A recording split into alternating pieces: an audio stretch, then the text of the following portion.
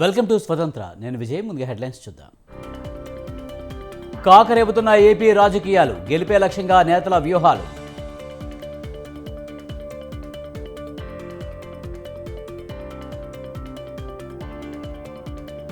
రా కదలిరా సభతో టీడీపీ దూకుడు, వైసీపీ వైఫల్యాలపై చంద్రబాబు నిప్పులు.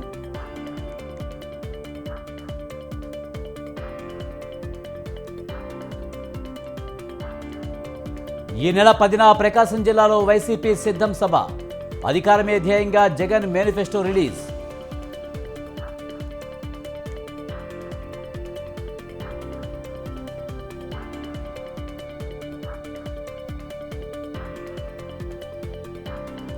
కేటీఆర్పై మంత్రి కోమటిరెడ్డి ధ్వజం, ఇప్పటికీ తండ్రి చాటి కొడుకేనని ఎద్దేవా.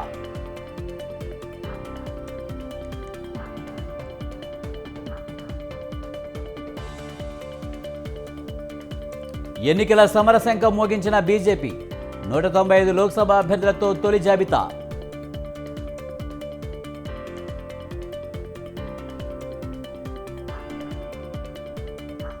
ఎప్పటికీ ఎన్డీఏ భాగస్వామిగానే ఉంటా, నితీష్ వ్యాఖ్యలతో ప్రధాని మోదీ చిరునవ్వులు.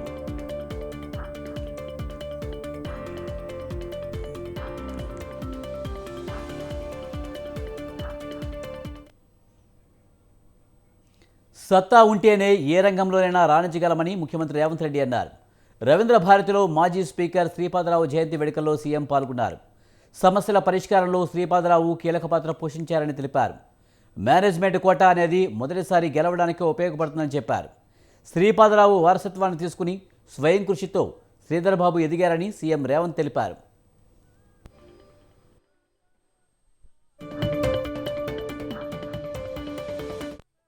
శ్రీపాదరావు గారు పైనుంచి చూస్తే శ్రీధర్ బాబు గారు ప్రయోజకుడైండు, ఇంకా ఈ తెలంగాణ రాష్ట్ర నిర్మాణంలో కీలక పాత్ర పోషించాలి అని తప్పకుండా వారిని ఆశీర్వదిస్తుంటాడు. ఈ 80 రోజుల ప్రభుత్వ యొక్క పనితీరు, తీసుకుంటున్న నిర్ణయాలు, చేస్తున్న పరిపాలన, సహచర మంత్రుల సూచనలు సలహాలకు ప్రధానంగా మీ అభిమాన నాయకుడు శ్రీధర్ బాబు గారు ప్రత్యేకమైన పాత్ర పోషించడం వల్ల ఎలాంటి వివాదాలకు తావు లేకుండా, అనుమానాలకు చోటు ఇవ్వకుండా ఈరోజు ప్రభుత్వాన్ని మేము నడపగలుగుతున్నాం. ప్రముఖుల విగ్రహాలు ట్యాంక్ బండ్ మీద ఉండాలే. తెలంగాణ యొక్క గొప్పతనము, తెలంగాణ నాయకుల యొక్క త్యాగము అక్కడికి వచ్చే ప్రతి ఒక్కరికి అవగాహన ఉండాలి అని సూచన చేసిండ్రు. తప్పకుండా శ్రీపాదరావు గారి విగ్రహం పెట్టే విధంగా రాష్ట్ర ప్రభుత్వము నిర్ణయం తీసుకుంటుంది. హైదరాబాద్ కరీంనగర్ జాతీయ రహదారి, హైదరాబాద్ నాగపూర్ జాతీయ రహదారి రోడ్లలో ఎలివేటెడ్ క్యారిడార్ నిర్మాణానికి రక్షణ శాఖ భూములు ఇవ్వడానికి కేంద్రం పచ్చజెండా ఊపడం పట్ల బీఆర్ఎస్ వర్కింగ్ ప్రెసిడెంట్ కేటీఆర్ హర్షం వ్యక్తం చేశారు. అధికారంలోనికి వచ్చిన క్షణం నుంచి 10 ఏళ్ల పాటు ప్రజల ట్రాఫిక్ కష్టాలు తీర్చేందుకు బీఆర్ఎస్ చేసిన సుదీర్ఘ పోరాటం ఫలితంగా సంతోషంగా ఉందని అన్నారు. గత ఏడాది జూలై 31న జరిగిన కేబినెట్ సమావేశంలో కూడా బీఆర్ఎస్ ప్రభుత్వం వీటిపై నిర్ణయం తీసుకుందని, దానికి అనుగుణంగా కేంద్రం ఆమోదం తెలపడం హర్షించదగ్గ పరిణామమని చెప్పారు.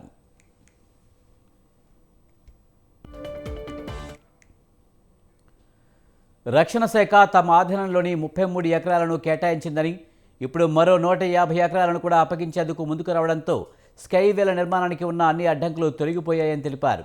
2 మార్గాల్లో ఎలివేటెడ్ ఫ్లైఓవర్ నిర్మాణం కోసం అనేక కీలక ప్రణాళికలు రూపొందించామని, కేంద్ర ప్రభుత్వాన్ని ఒప్పించేందుకు అన్ని నిరంతర సంప్రదింపులు జరిపామని తెలిపారు. హైదరాబాద్లోని రక్షణ శాఖ భూముల మీదుగా ఎలివేటెడ్ క్యారిడార్ల నిర్మాణానికి మార్గం సుగమం కావడంతో ఇక ఆయా రోడ్లలో వచ్చి వెళ్లే ప్రజలకు పూర్తిగా ట్రాఫిక్ కష్టాలు తీరిపోతాయని కేటీఆర్ సంతోషం వ్యక్తం చేశారు. కేంద్ర ప్రభుత్వాన్ని ఒప్పించేందుకు గత బీఆర్ఎస్ 10 ఏళ్ల పాటు చేసిన పోరాటంలో భాగస్వాములైన అధికారులకు, యంత్రాంగానికి కేటీఆర్ ధన్యవాదాలు తెలిపారు.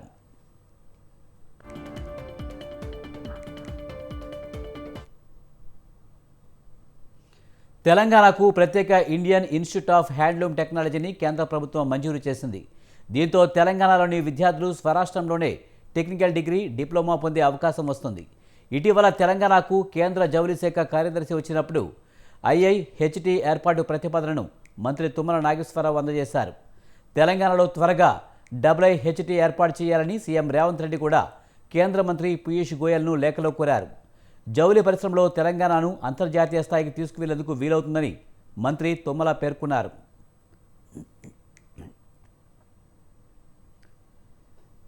తెలుగుదేశం పార్టీ జనసేన గెలుపును ఎవరూ ఆపలేరని టీడీపీ అధినేత చంద్రబాబు అన్నారు. అభివృద్ధికి మారుపేరు టీడీపీ, విధ్వంసానికి మారుపేరు వైసీపీ అని చెప్పారు. దాచేపల్లిలో కదిలిరాస్ బహిరంగ సభలో పాల్గొన్న చంద్రబాబు జగన్ సర్కారుపై నిప్పులు చెరిగారు. పల్నాడు జిల్లాలో అనేక మంది తమ్ముళ్లను పోగొట్టుకున్నారని చంద్రబాబు అన్నారు. కోడెలను వేధించి ఆయన మృతికి కారణమయ్యారని మండిపడ్డారు. దాచేపల్లి సభను చూసి తాడేపల్లి ప్యాలెస్లో వణుకు పుడుతుందని హెచ్చరించారు. ఎన్నికల యుద్ధానికి మహిళలు, యువత సిద్ధమంటున్నారని, టీడీపీ జనసేన గెలుపును ఎవరూ ఆపలేరని చంద్రబాబు ధీమా వ్యక్తం చేశారు. ఎవరైనా అడ్డం వస్తే తొక్కుకుంటూ ముందుకు వెళ్తామని చెప్పారు. నేను మాట్లాడే మునుపు ఈ రోజు ఒక శుభ పరిణామం. ఉదయం నేను హైదరాబాద్ నుంచి బయలుదేరితే మైలవరం ఎమ్మెల్యే వసంత కృష్ణ ప్రసాద్ గారు పార్టీలో చేరాడు. అక్కడి నుంచి నేను నెల్లూరు వెళితే సాక్షాత్తు ఒక ఎంపీ వేమిరెడ్డి ప్రభాకర్ రెడ్డి గారు పార్టీలో చేరారు. ఇప్పుడు ఇక్కడికి వస్తే నర్సారావుపేట ఎంపీ లావు కృష్ణదేవరాయలు పార్టీలోకి వచ్చాడు. ఉత్సాహవంతుడు, చదువుకున్న వ్యక్తి, స్వలాభం కోసరం కాదు, నిజమైన ప్రజాసేవ కోసరం వచ్చాడు. అవునా కాదా? ఏమయ్యా ఎంపీగా ఉన్నావు, ఏం చేశావు ఈ 5 సంవత్సరాల నుంచి? మళ్లీ వస్తున్నావు, అడగబోతా ఉన్నావు ఓట్ల గురించి అని చెప్పి మీ అందరికి కూడా తెలియజేసుకుంటా ఉన్నాను. ఈ ప్రాంతానికి సంబంధించి ఏదైతే మాచర్ల అలాగే వినుకొండకు సంబంధించి చాలా ఇంపార్టెంట్ అయిన, చాలా ప్రత్యేకమైన వరికపుడిశాల ప్రాజెక్టు ఉందో దానికి సంబంధించి 60 సంవత్సరాల నుంచి కూడా ఇక్కడ పోరాటం చేస్తా ఉన్నారు. ఒక్క అడుగు కూడా ముందుకు పడలేదు. పడకపోవటానికి కారణం ఏదైతే ఫారెస్ట్ అనుమతులు రావాలో, ఫారెస్ట్ అనుమతుల కంటే కూడా మరీ ముఖ్యమైనవి అది టైగర్ రిజర్వ్ లో ఉంది. ఆ అనుమతులు రావాలి కేంద్ర ప్రభుత్వం నుంచి. ఆ 2 అనుమతులు కూడా ఈ 4 సంవత్సరాలు తీసుకొచ్చాం. ఆ ప్రాజెక్టు ఇంకా డబ్బులు కేటాయించడమే తప్పకుండా ముందుకు వెళ్తుంది. అలాగే ఈ ప్రాంతానికి సంబంధించి ఇప్పటికే ఒక మెడికల్ కాలేజు కేంద్ర ప్రభుత్వం 3 మెడికల్ కాలేజీలు రాష్ట్రానికి ఇస్తే ఒకటి మన పల్నాడులో. టీడీపీ జనసేన పొత్తుపై మంత్రి అంబటి రాంబాబు మరోసారి ఆసక్తికర వ్యాఖ్యలు చేశారు. టీడీపీ జనసేన పొత్తుపై కాపుల్లో అసంతృప్తి ఉందని అంబటి అన్నారు. జనసేన అధినేత పవన్ కళ్యాణ్ సీఎం రేసులో లేకపోవడంతో నేతలందరూ జనసేనను వదిలి వైసీపీలో చేరుతున్నారని తెలిపారు. తాడేపల్లిగూడెంలోని టీడీపీ జనసేన సభతో జెండా ఎత్తేస్తారని ఎద్దేవా చేశారు. సీఎం జగన్ను ఢీకొట్టడం సాధ్యం కాదని చంద్రబాబు, పవన్ కళ్యాణ్కు తెలిసిపోయిందన్నారు. పవన్ డైలాగులు సినిమాల్లో పనిచేస్తాయని, రాజకీయాల్లో పనిచేయవని సెటైర్లు వేశారు. ఒకసారి సిద్ధం, రెండోసారి సిద్ధం, మూడోసారి రేపు 10వ తారీఖు సిద్ధం, 4వసారి. ఈ 4వసారి సిద్ధంతో వాళ్ళు ఇక శ్రీమద్ రమారమణ గోవిందే. మొన్న చూశారు కదా మీరు, జెండా సభని పెట్టారు. వారి బలహీనతలన్నీ జెండా సభలో అర్థమైపోయాయి. సిద్ధానికి పోటీగా నిలబడగలిగినటువంటి సభలు వారు నిర్వహించలేకపోతున్నారు. జగన్మోహన్ రెడ్డి గారిని ఎదుర్కోలేకపోతున్నారు. రాబోయేది జగన్మోహన్ రెడ్డి గారి ప్రభుత్వమే మరలా అనేది చాలా స్పష్టంగా అర్థమవుతున్నటువంటి తీరును మనం చూస్తున్నాం. ఇంకా జగన్మోహన్ రెడ్డి గారిని ఎదుర్కొనేటటువంటి శక్తి జనసేన, తెలుగుదేశం. ఈ నెల 10న ప్రకాశం జిల్లా మేదరమెట్ల వద్ద నిర్వహించనున్న సిద్ధం సభ పోస్టర్ను ఎంపీ విజయసాయిరెడ్డి విడుదల చేశారు. ఈ నేపథ్యంలో వీడియో సాంగ్ రిలీజ్ చేశారు. ఈ సభ ద్వారా సీఎం జగన్ ఎన్నికల ప్రచారానికి సంబంధించి కేడర్కు దిశానిర్దేశం చేస్తారన్నారు.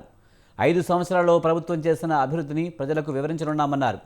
ఈ వేదిక నుంచే తమ మేనిఫెస్టో విడుదల చేయబోతున్నామన్నారు విజయసాయిరెడ్డి. మార్చి నెల 10వ తారీఖున బాపట్ల పార్లమెంటు పరిధిలో 4వ సిద్ధం మహాసభ వైఎస్ఆర్ కాంగ్రెస్ పార్టీ జరుపుకుంటుంది. ఆ మహాసభను ఉద్దేశించి అదే చివరి మహాసభ సిద్ధం మహాసభ అవుతుంది. ఈ యొక్క మహాసభలో 10వ తారీఖున జరగబోయేటటువంటి మహాసభలో రాబోయేటటువంటి కాలంలో, రాబోయే 5 సంవత్సరాల కాలంలో తిరిగి అధికారంలోకి వచ్చిన తర్వాత మనం మేనిఫెస్టోలో పొందుపరచబోయేటటువంటి అంశాల గురించి కూడా గౌరవ ముఖ్యమంత్రి వర్యులు ఈ సభలో తెలియజేస్తారని మీ అందరికీ కూడా తెలియజేసుకుంటున్నాను. 10వ తారీఖు తర్వాత బహుశా 13వ తారీఖు కానీ 14వ తారీఖు కానీ ఎన్నికల ప్రకటన వెలువడవచ్చు. ఆ వెలువడిన తర్వాత మా యొక్క గౌరవ ముఖ్యమంత్రి వర్యులు, పార్టీ అధ్యక్షులు ఎన్నికల ప్రచారానికి శ్రీకారం చుట్టి ప్రతి ఇంచుమించుగా మ్యాక్సిమం ఎన్ని నియోజకవర్గాలు కవర్ చేయగలరో అన్ని నియోజకవర్గాలని కూడా కవర్ చేసుకునేటటువంటి అవకాశం ఉంది. మా ప్రకాశం జిల్లా నుంచి అత్యధికంగా ఈ సభకు హాజరవుతారని కూడా తెలియజేసుకుంటా ఉన్నాం. ముఖ్యమంత్రి గారి సభకి అందరూ కూడా వచ్చేదానికి సిద్ధంగా ఇప్పటి నుంచి అడుగుతున్నారు. సార్, ఈ సభకి మాకు ఏమైనా వెహికల్స్ ప్రొవైడ్ చేస్తారని కూడా అడుగుతూ ఉన్నారు. కానీ కొంతమంది స్వచ్ఛంగా వచ్చేదానికి కూడా రెడీగా అవుతూ ఉన్నారు. ఏ పరిస్థితుల్లో కూడా ఈ సభ సక్సెస్ అవుతుందని, మరి ఎందుకంటే ఈరోజు చూస్తున్నారు తెలుగుదేశం ప్రభుత్వం వాళ్ళు చేస్తున్నటువంటి తెలుగుదేశం జనసేన కలిస్తే ఏమీ కాదనేది ప్రజలు ఈరోజు నిరూపిస్తారని కూడా తెలియజేసుకుంటా ఉన్నా. ఖచ్చితంగా మా ప్రకాశం జిల్లాలో 12 నియోజకవర్గాలు వైఎస్ఆర్ పార్టీ గెలుస్తుందని కూడా తెలియజేసుకుంటా ఉన్నా. మరి ఈ సభని సక్సెస్ చేయాలని చెప్పి కూడా కార్యకర్తలకి, ప్రకాశం జిల్లా నాయకులకి, కార్యకర్తలకి కూడా కోరుకుంటున్నాం. వచ్చే పార్లమెంటు ఎన్నికల్లో తెలంగాణలోని 17 సీట్లను బీజేపీ సాధిస్తుందని కేంద్ర మంత్రి కిషన్ రెడ్డి ధీమా వ్యక్తం చేశారు. బీఆర్ఎస్కు ఓటు వేస్తే మునిగిపోయినట్లేనని అన్నారు. రాబోయే పార్లమెంటు ఎన్నికల్లో బీజేపీ స్వతంత్రంగా 370 సీట్లు, ఎన్డీఏతో కలిసి 400 సీట్లు గెలిపే లక్ష్యంగా పనిచేస్తుందని తెలిపారు. తెలంగాణలో చేపట్టిన విజయ సంకల్ప యాత్రకు మంచి స్పందన వస్తుందన్నారు. మరో 5 ఏళ్లు కూడా మోదీ ప్రభుత్వం రాబోతుందని కిషన్ రెడ్డి ధీమా వ్యక్తం చేశారు. 20 సంవత్సరాలు ఒక ఎజెండా ఉంటుంది. వచ్చే 5 సంవత్సరాలు కూడా నరేంద్ర మోడీ గారి ప్రభుత్వం అధికారంలో రాబోతుంది కాబట్టి దానికి సంబంధించిన ఎజెండా కూడా కొంత నిర్ణయం తీసుకోవడం జరిగింది. 4 అంశాలు, జ్ఞాన్, GYAN, ఈ 4 అక్షరాలతో, జ్ఞాన్ అనేటువంటి అక్షరాలతో మా ఎజెండా ఉండబోతుంది. జి అంటే గరీబ్ కళ్యాణ్, పేదల సంక్షేమం. వై అంటే యూత్ సమగ్రమైనటువంటి అభివృద్ధి. ఏ అంటే అగ్రికల్చర్ ను అన్ని రకాలుగా ప్రోత్సహించేటువంటి కార్యక్రమం. ఏంటంటే నారీ శక్తి, మహిళలను పూర్తిగా వాళ్ళ సాధికారతతో పురుషులతో సమానంగా అన్ని రకాలుగా ప్రోత్సహించేటువంటి కార్యక్రమం. ఈ 5 సంవత్సరాల్లో, రానున్నటువంటి 5 సంవత్సరాల్లో ఈ 4 ఎజెండాలతో ప్రభుత్వం వెళ్తుంది. మీకు అందరికీ తెలుసు, ఇటీవల జరిగినటువంటి భారతీయ జనతా పార్టీ జాతీయ మహాసభల సందర్భంగా ఒక నిర్ణయం తీసుకోవడం జరిగింది. వచ్చే పార్లమెంట్ ఎన్నికల్లో బీజేపీ స్వతంత్రంగా 370 సీట్లు, ఎన్డీఏతో కలిపి 400కు చేరుకోవాలనే లక్ష్యంగా ఈరోజు భారతీయ జనతా పార్టీ దేశవ్యాప్తంగా ప్రజల నుంచి వస్తున్నటువంటి స్పందనను దృష్టి పెట్టుకొని ముందుకెళ్తా ఉన్నాం. అందులో భాగంగా తెలంగాణ రాష్ట్రంలో కూడా మెజార్టీ సీట్లు కేంద్ర ప్రభుత్వంలో ఏర్పడబోయేటువంటి నరేంద్ర మోడీ గారి సారథ్యంలోని ప్రభుత్వంలో భాగస్వాములు అయ్యే విధంగా విజయ సంకల్ప యాత్రలు చేపడుతున్నాం. దానికి మంచి స్పందన వస్తూ ఉంది. కాళేశ్వరం ప్రాజెక్టులో అవినీతిపై సిబిఐ విచారణకు కేంద్రం సిద్ధంగా ఉందని కరీంనగర్ ఎంపీ బండి సంజయ్ అన్నారు. కాళేశ్వరం ప్రాజెక్టులో అవినీతి అక్రమాలు జరిగాయని కేంద్ర రాష్ట్ర ప్రభుత్వాలు, కాగ్, విజిలెన్స్ సంస్థలు తేల్చినా ఎందుకు చర్యలు తీసుకోవడం లేదని ప్రశ్నించారు. ప్రజాహిత యాత్రకు అనూహ్య స్పందన లభిస్తుందని బీజేపీ ఎంపీ బండి సంజయ్ అన్నారు. కరీంనగర్ జిల్లా హుజూరాబాద్లో ప్రజాహిత యాత్ర నిర్వహించారు. ఇచ్చిన మాట ప్రకారం 100 రోజుల్లో 6 గ్యారంటీలను అమలు చేసి తీరాల్సిన బాధ్యత కాంగ్రెస్పై ఉందని చెప్పారు. తెల్ల రేషన్ కార్డు ఉన్న 500కు గ్యాస్ సిలిండర్లు, 200 యూనిట్ల ఉచిత విద్యుత్ అమలులో కోత పెడుతున్నారని మండిపడ్డారు. కాంగ్రెస్, బీఆర్ఎస్ కుమ్మక్కై దొంగాట ఆడుతూ ప్రజలను మభ్యపెడుతున్నారని విమర్శించారు. బీఆర్ఎస్ పార్టీ, కాంగ్రెస్ పార్టీ రెండు కుమ్మక్కైన. మీరు చూడండి, బీఆర్ఎస్ పార్టీ అవినీతి అని చెప్పి వీళ్ళు వాళ్ళనంటున్నారు. వీళ్ళ విషయంలో కూడా వాళ్ళు కాళేశ్వరం, మేడిగడ్డ అంటే వీళ్ళు పాలమూరు రంగారెడ్డి, కృష్ణా జలాశయం వీళ్ళు అంటున్నారు. కాళేశ్వరంలో అవినీతి జరిగింది వాస్తవం. జరిగిన తర్వాత విచారణ మళ్ళా దాన్ని ఇంకా టైంపాస్ బీఆర్ఎస్ కాంగ్రెస్ పార్టీ ఎందుకు చేస్తున్నది? చేయాల్సిన అవసరం ఏమొచ్చింది? కేంద్ర సంస్థలు చెప్పినాయి, ఇక్కడ సంస్థలు చెప్పినాయి, అందరు తెలుసు విషయం. మీరు కూడా ఆధారాన్ని విచారణ చేస్తామని చెప్పన్నారు. యాక్షన్ తీసుకోవడంలో ఎందుకు ఆలస్యం అవుతున్నది? ఎందుకంటే మీరు యాక్షన్ తీసుకుంటే వాళ్ళు 6 గ్యారెంటీలు అడుగుతారు. బట్ టైం పాస్ చేయాలి. టైం పాస్ అంటే వాళ్ళు మీరు ఏం ఆరోపణలు చేయాలి? పాలమూరు రంగాన్ని వాళ్ళు ఆరోపణలు చేయాలి. కాబట్టి బీఆర్ఎస్ పార్టీ 6 గ్యారెంటీల మీద కాంగ్రెస్ పార్టీని ఎందుకు ప్రశ్నించలేకపోతున్నది? కాంగ్రెస్ పార్టీ అవినీతి పాల్పడ్డటువంటి బీఆర్ఎస్ పార్టీ నాయకుల మీద, కేసీఆర్ కుటుంబం మీద ఎందుకు చర్యలు తీసుకోలేకపోతున్నది? రాబోయే ఎన్నికల్లో ఇందిరమ్మ అభయం కాంగ్రెస్ పార్టీకి బ్రహ్మాస్త్రమని సీనియర్ నేత తులసిరెడ్డి అన్నారు. ఇందిరమ్మ అభయం పేదలు, మహిళలకు కాంగ్రెస్ ఇచ్చిన వరమని తెలిపారు. ప్రత్యేక హోదా ఆంధ్రప్రదేశ్ హక్కు అని, అది తమ పార్టీతోనే సాధ్యమని స్పష్టం చేశారు. తాను మళ్లీ సీఎం కాకపోతే పథకాలు ఆగిపోతాయని జగన్ చెప్పడం హాస్యాస్పదమని విమర్శించారు. ప్రస్తుత పథకాలన్నీ కాంగ్రెస్ హయాంలో అమలైనవే అని తులసిరెడ్డి అన్నారు. వ్యాఖ్యానించడం జరిగింది ముఖ్యమంత్రి హోదాలో. నేను సీఎంగా లేకపోతే అనేక పథకాలు, ఇప్పుడు అమలు జరుగుతున్నటువంటి అనేక పథకాలన్నీ అమలు కాకుండా పోతాయి, రాష్ట్ర ప్రజలు ఏమైపోతారో ఆలోచించండి చెప్పేసి జగన్మోహన్ రెడ్డి ముఖ్యమంత్రి హోదాలో ఇండైరెక్ట్ గా పరోక్షంగా రాష్ట్ర ప్రజానీకాన్ని బెదిరించడం జరిగింది. ఇది ఎలా ఉందంటే అనుకోని ఆ కోడిని కుంపటిని తీసుకొని పోయి ఊరెలపల ఆవిడ ఎదురు చూస్తా ఉందంట, ఈ లోపల తెల్లవారిపోయింది. అలా ఉంది. జగన్మోహన్ రెడ్డి ముఖ్యమంత్రి లేకుంటే మొత్తం పథకాలన్నీ అయిపోతాయి. నిన్న మొన్న వచ్చాడు, అంతకుముందు పథకాలు లేవా? ఈరోజు అమలు జరుగుతున్న పథకాలన్నీ ఆల్మోస్ట్ కాంగ్రెస్ పథకాలే. ఆయనకి పేర్లు మార్చాడు. అమ్మను మమ్మీ అన్నట్లు, నాన్నను డాడీ అన్నట్లు, వేరుశనగ విత్తనాలను ఇండియా బాదం అన్నట్లు, పిల్లిని మార్చాలం అన్నట్లు పేర్లు మార్చి అవి కూడా సక్రమంగా అమలు చేయడం లేదు. జగన్మోహన్ రెడ్డి గారు కొన్ని వ్యాఖ్యలు చేయడం జరిగింది ముఖ్యమంత్రి హోదాలో. నేను సీఎంగా లేకపోతే అనేక పథకాలు, ఇప్పుడు అమలు జరుగుతున్నటువంటి అనేక పథకాలన్నీ అమలు కాకుండా పోతాయి, రాష్ట్ర ప్రజలు ఏమైపోతారో ఆలోచించండి చెప్పేసి జగన్మోహన్ రెడ్డి ముఖ్యమంత్రి హోదాలో టికెట్ దక్కేది ఎవరికో, పోటీ చేసేది ఎవరో, అధిష్టానం మదిలో ఏముందో, టికెట్ పోరు వల్ల మిత్రత్వంతో ఉన్న ముగ్గురి మధ్య అకారణంగా అంతర్గత శత్రుత్వం ఏర్పడుతుంది. ఎవరికి టికెట్ వచ్చినా అందరం కలిసి పనిచేస్తామని ముగ్గురు నేతలు పైకి చెబుతున్నారు. జాతీయ స్థాయిలో టికెట్ కోసం పావులు కదుపుతున్నారు. ఈ పరిస్థితుల్లో పార్టీ కార్యకర్తలు అయోమయానికి గురవుతున్నారు. ఇదంతా ఓ జాతీయ పార్టీలో రేపుతున్న పార్లమెంటు టికెట్ అలజడి. ఇంతకీ ఆ పార్టీ ఏమిటి? ఎంపీ స్థానానికి పోటీ పడుతున్న ఆ నేతలు ఎవరు? ఏ ఎంపీ నియోజకవర్గం గురించి నేతలు పోటీ పడుతున్నారు? Watch the story.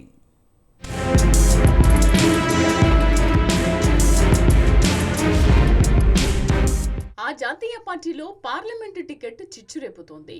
ముగ్గురు నేతల మధ్య తీవ్ర పోటీ నెలకొంది. టికెట్ తనకే దక్కుతుందని ముగ్గురు నేతలు ప్రచారం చేసుకుంటున్నారు. దీంతో ఆ పార్టీ కార్యకర్తలు ఆందోళనకు గురవుతున్నారు.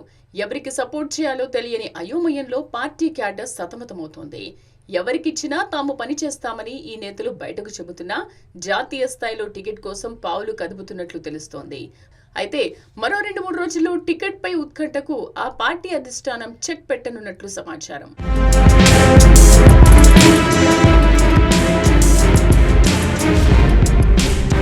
పాలమూరు పార్లమెంటు పరిధిలో బీజేపీ పార్టీలో నుంచి పోటీ చేసేందుకు ముగ్గురు నేతలు పోటీ పడుతుండగా ఆ ముగ్గురులో టికెట్ ఎవరికి దక్కుతుందో అన్న ఉత్కంఠ అందరిలో నెలకొంది. ప్రస్తుతం పాలమూరు పార్లమెంటు స్థానంలో పోటీ చేసేందుకు ఆ పార్టీకి చెందిన ముగ్గురు సీనియర్ నేతల మధ్య తీవ్ర పోటీ కొనసాగుతోంది. దీంతో మహబూబ్ నగర్ పార్లమెంటు పరిధిలోని 7 అసెంబ్లీ స్థానాల్లో ఆ ముగ్గురు నేతలు ఎవరికి వారే ప్రచారాన్ని ముమ్మరం చేశారు. దీంతో పాలమూరు బీజేపీ పార్టీలో అప్పుడే ఎన్నికల వాతావరణం కొట్టొచ్చినట్లు కనిపిస్తోంది.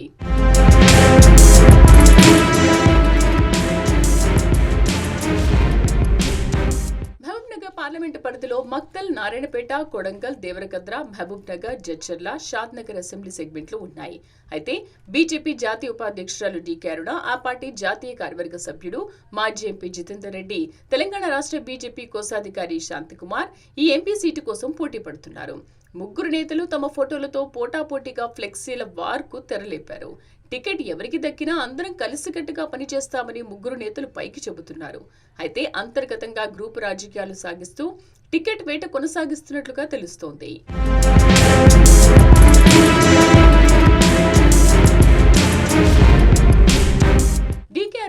గత అసెంబ్లీ ఎన్నికల్లో గద్వాల్ నుంచి పోటీ చేసే అవకాశాన్ని పార్టీ అధిష్టానం కల్పించింది. అప్పుడు ఆమె పోటీ చేయడానికి నిరాకరించారు. ఇదేప్పుడు డీకే అరుణకు ఇబ్బందులు తెచ్చిపెట్టాయన్న టాక్ కొనసాగుతోంది. గద్వాల్లో ఓటమి చెందవచ్చని భావించిన ఆమె పోటీ చేయలేదని తెలిసింది. అయితే అక్కడ పోటీ చేయకపోగా తన మేనల్లుడు అప్పుడు బీఆర్ఎస్ అభ్యర్థి బండ్ల కృష్ణమోహన్ రెడ్డి గెలుపునకు పరోక్షంగా సహకరించారన్న ఆరోపణలను డీకే అరుణ ఎదుర్కొన్నారు. ఈ కారణం చేతనే మిగతా ఇద్దరు నేతలు డీకే అరుణకు టికెట్ ఇవ్వరాదని అధిష్టానం ముందు గట్టిగా వాదిస్తున్నారని సమాచారం. అయితే డీకే అరుణ మాత్రం వీటన్నింటినీ కొట్టిపారేశారు. ఉమ్మడి పాలమూరు జిల్లాలో టికెట్ కు పోటీ పడుతున్న ఏకైక మహిళను తానే కాబట్టి తనకి టికెట్ వస్తుందన్న ధీమాతో ఉన్నట్లుగా తెలుస్తోంది.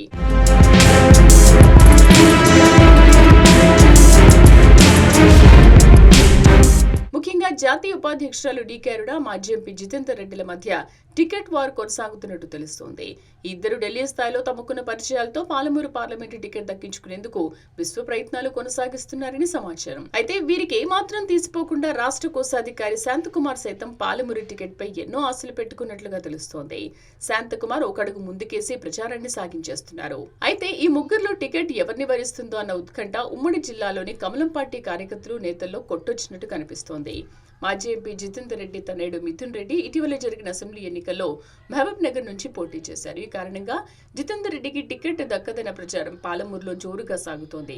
అయినా పాలమూరు పార్లమెంటు సీటుకు పోటీ చేయడమే తన ఆశయం అన్న విధంగా జితేందర్ రెడ్డి వ్యవహరిస్తున్నారు. ఢిల్లీలో టికెట్ వేట కొనసాగిస్తున్నారు.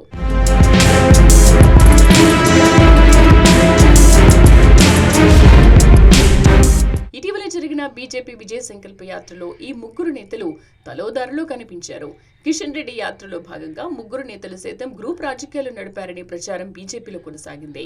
ఈసారి ఖచ్చితంగా తనకే టికెట్ ఇవ్వాలని డీకే అరుణ తన రాజకీయ చతురతను జాతీయ స్థాయిలో చూపెడుతుండగా జితేందర్ రెడ్డి సైతం తనకున్న పాత పలుకుబడిని టికెట్ తెచ్చుకునే విధంగా పావులు కదుపుతున్నారని తెలిసింది. వీరిద్దరికీ దీటుగా రాష్ట్ర కోశాధికారి శాంతకుమార్ సైతం తనకే టికెట్ వస్తుందనే నమ్మకంపై ముందుకు సాగుతున్నారని సమాచారం. మరి భవిష్యత్తులో ఈ పార్లమెంటు టికెట్ ఎవరిని వరించనుందో వేచి చూడాలి.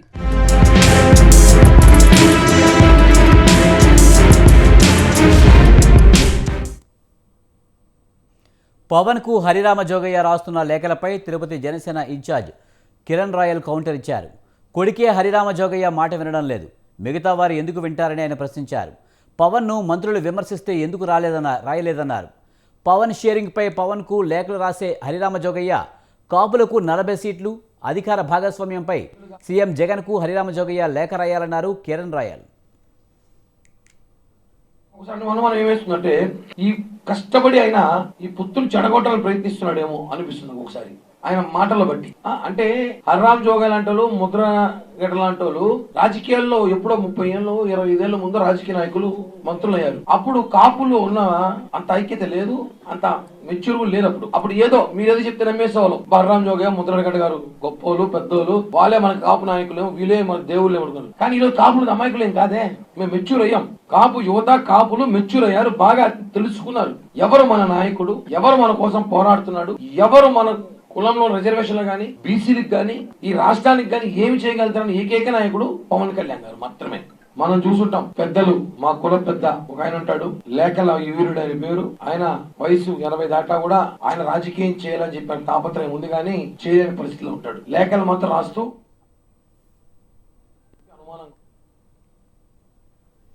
ఈ ఏడాది ఫిబ్రవరి నుండే బానుడు ప్రభావం చూపడంతో పంటలపై తీవ్ర ప్రభావం చూపుతుంది. బోరుబావుల్లో నీరు రావడం లేదు, భూగర్భ జలాలు తగ్గిపోతున్నాయి, పంటలు ఎండిపోతున్నాయి. నిజామాబాద్ జిల్లా రూరల్ నియోజకవర్గంలో అన్నదాతలు ఆందోళన చెందుతున్నారు.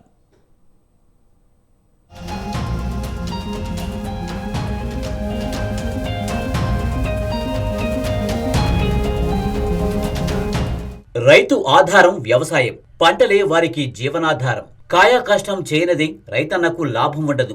అలాంటిది కళ్ళ ముందే చేతికొచ్చిన పంట ఎండిపోతుంటే రైతులు తల్లడిల్లిపోతున్నారు. పొలాలను కాపాడుకునేందుకు స్తోమతకు మించి అపసొపాలు పడుతున్నారు. 50,000కు ఒక్కో బోరు చొప్పున ఒక్కో రైతు 10ల సంఖ్యలో బోర్లు వేయించినా చుక్క నీరు పడడం లేదు. అసలే బోరు బావులపై ఆధారపడి వ్యవసాయం చేసుకునే ప్రాంతం. దీనికి తోడు భూగర్భ జలాలు అడుగింటిపోతున్నాయి.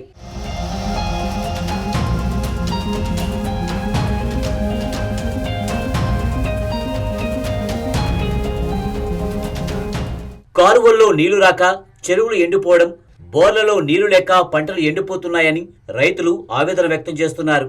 కష్టపడి వేసిన పంట కళ్ల ముందే ఎండిపోతుండటంతో వారి బాధ వర్ణనాతీతం. పెట్టిన పెట్టుబడి కూడా రాదనే ఆవేదనలో ఉన్నారు రైతులు. తమను ప్రభుత్వమే ఆదుకోవాలని వేడుకుంటున్నారు.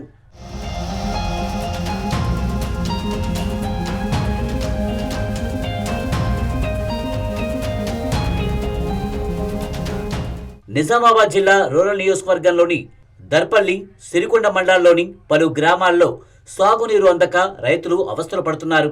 నిజామాబాద్ రూరల్ నియోజకవర్గంలో సాగునీటి వనరులు తక్కువ. భూగర్భ జలాలపై ఆధారపడి వ్యవసాయం సాగిస్తారు రైతులు.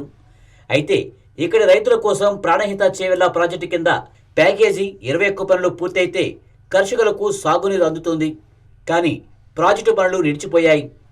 ఏళ్ల నుంచి పనులు సాగుతూనే ఉన్నాయి. రబీ పంటను కాపాడుకునేందుకు రైతులు పడరాని పాట్లు పడుతున్నారు.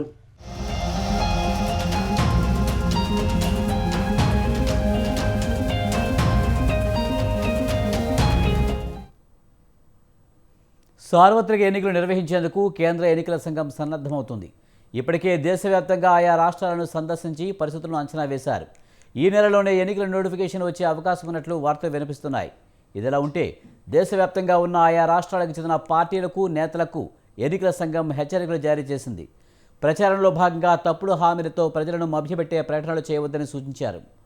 సామాజిక వర్గం, మతం, భాషా ప్రాతిపదికన ఓట్లు అడగవద్దని, వ్యక్తుల మనోభావాలను దెబ్బతీయొద్దని తెలిపింది. ఎన్నికల ప్రవర్తన నియమావళిని ఉల్లంఘిస్తే కఠిన చర్యలు తీసుకుంటామని హెచ్చరించింది. ముఖ్యంగా గతంలో నోటీసులు అందుకున్న స్టార్ క్యాంపెయినర్లు, అభ్యర్థులు మరింత బాధ్యతగా వ్యవహరించాలని వార్నింగ్ ఇచ్చింది.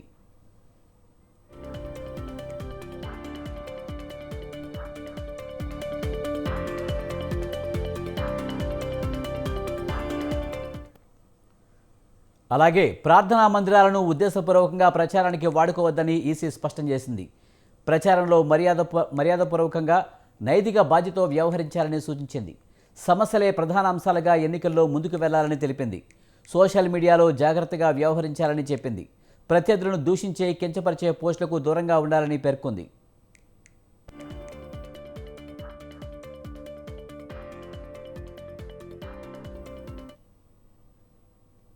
లోక్సభ ఎన్నికల్లో పోటీ చేసే అభ్యర్థుల తొలి జాబితాను బీజేపీ విడుదల చేసింది. మొత్తం 195 స్థానాలకు గాను పోటీదారుల పేర్లు ప్రకటించింది. ప్రధాని నరేంద్ర మోదీ వరుసగా 3వసారి వారణాసి నుంచి బరిలోకి దిగనున్నారు.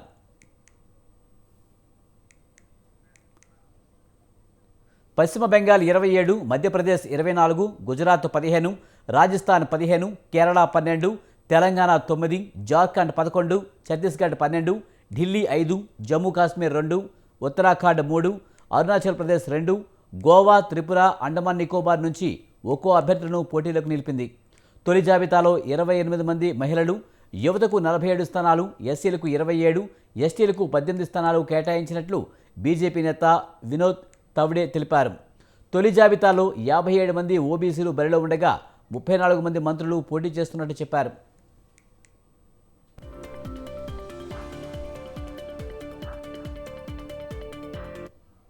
ఇవి బులెటిన్ విశేషాలు. చూస్తూనే ఉండండి స్వతంత్ర.